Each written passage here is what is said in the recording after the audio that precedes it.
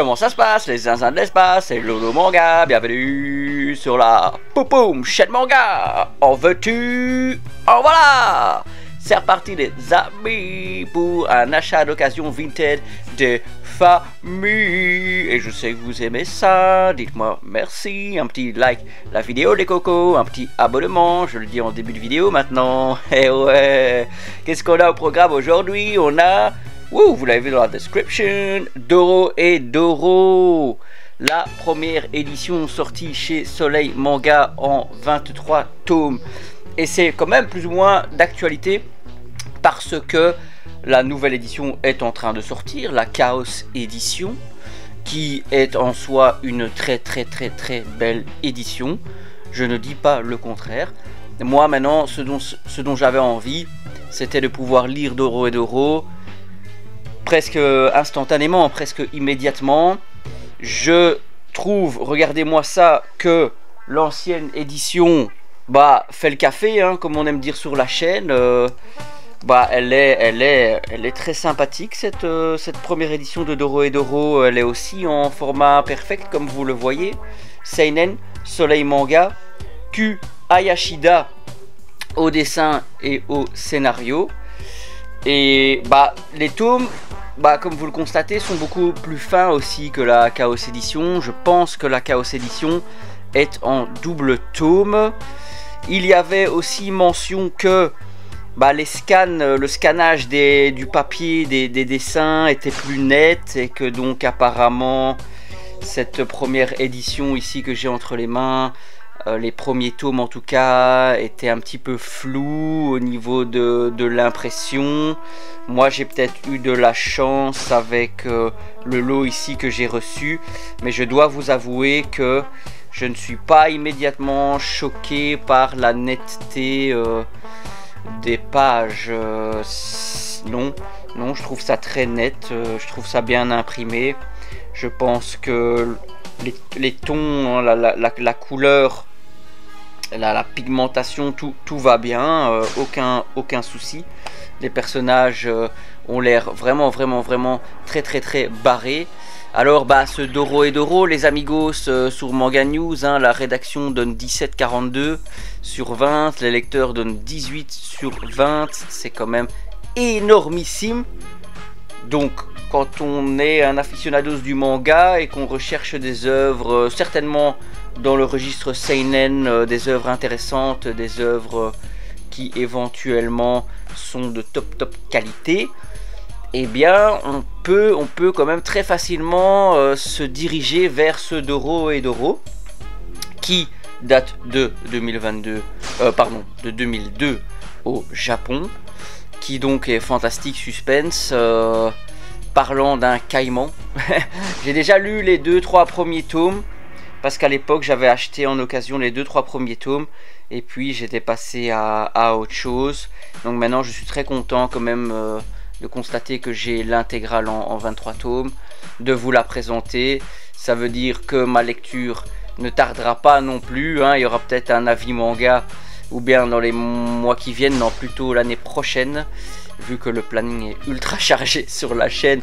Mais tant mieux, ça veut dire qu'on a plein de choses à lire les amis. Et oui, on kiffe ça bien sûr. On va lire un petit peu le résumé ici, hein. Caïman, humain amnésique à tête de reptile, part à la traque du mage qui l'a transmuté.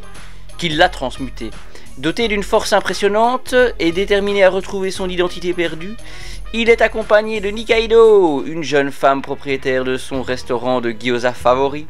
Le chef des mages est quant à lui bien décidé à en finir avec ce reptile qui massacre un à un tous ses sbires. Aussi lance-t-il des tueurs à ses trousses.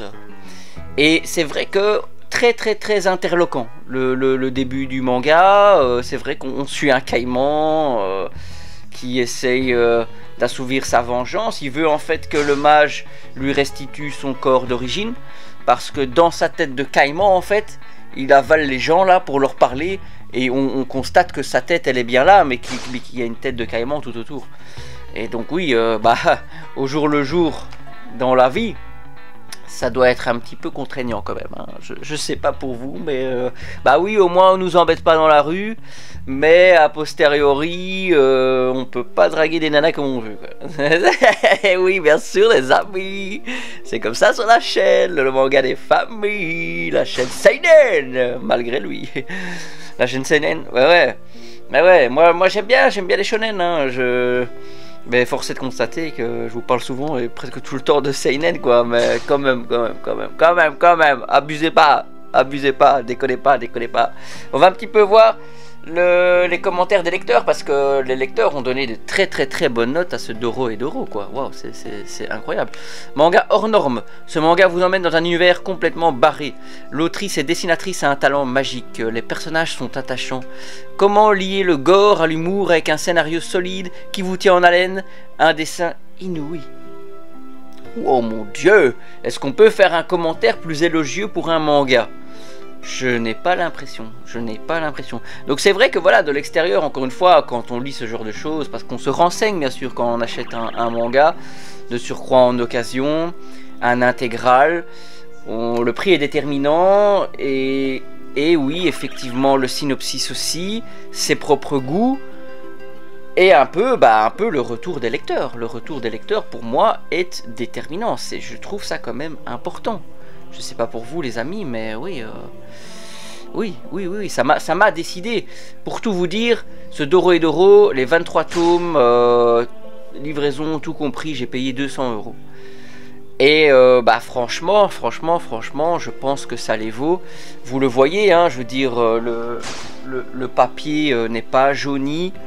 On a très peu de coins cornés. Bon, il y a eu un petit peu de casse au niveau de la livraison, mais ça c'est les aléas de la livraison. Je veux dire, si le vendeur a pas emballé top les mangas et que dans les centres de tri la boîte elle ballotte un peu, bah il peut y avoir un petit peu des dégâts. Ça c'est un petit peu embêtant, mais bon, on a ici encore un petit commentaire. Un manga malheureusement méconnu malgré une richesse graphique extraordinaire, un univers dense et parfaitement travaillé et un scénario au top. L'autrice dessinatrice qui exécute seule l'entière réalisation du manga sans assistant, rarissime dans le milieu, nous entraîne dans un univers complètement Tarantino, ouais d'accord, où le gore succède à l'humour absurde avec des personnages parfaitement loufoques et attachants. Les deux gorilles par exemple me rappellent le personnage incarné par Travolta et Samuel L. Jackson dans Pulp Fiction. Il y a certainement des inspirations cinématographiques, et donc ensuite graphiquement l'univers mêle influence des années 80 avec Mad Max et Cyberpunk, c'est épatant. Oui, ce sont de très bonnes références que l'on souligne là. Et c'est vrai que là ça m'a immédiatement donné très envie de reprendre ma lecture de zéro, parce que ça fait longtemps que j'ai lu les 3 premiers tomes. Ici quand je refeuille un peu le premier tome, franchement j'en prends plein la tête. Et c'est vrai que je me souviens de quelque chose qui était quand même très marrant, très barré, très loufoque, un peu post-apo. Histoire de vengeance, de mage. Bah ouais, la petite Nikaido elle est sympa aussi.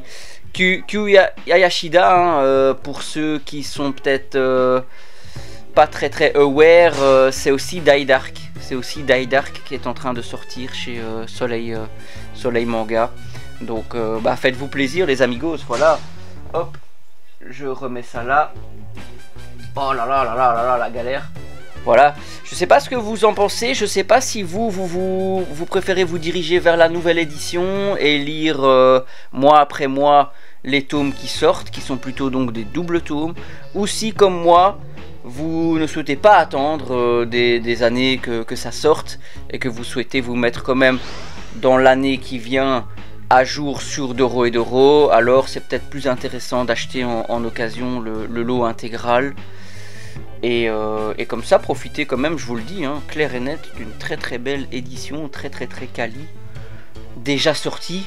À vous de voir, hein, les amigos, un petit like la vidéo, les cocos, un petit abonnement, ça fait toujours plaisir, merci beaucoup. beaucoup et on se dit à la prochaine sur la chaîne Lolo Manga. Allez, ciao ciao les gars.